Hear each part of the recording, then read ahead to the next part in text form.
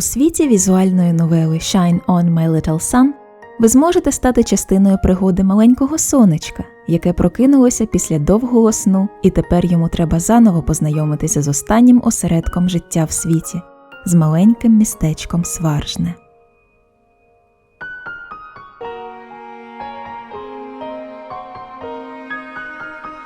Гра має 3 основні геймплейні складові.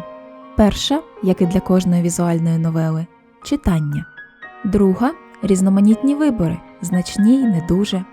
Ви можете обирати шлях, яким піде головний герой, які стосунки він побудує з місцевими, чи знайде друзів та чи зможе врешті здійснити свою мрію – повернутися на небо.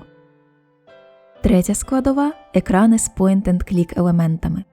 Вивчаючи нові локації, ви зможете обирати, на що звернути увагу, які речі з собою взяти та чи відкривати таємничі двері.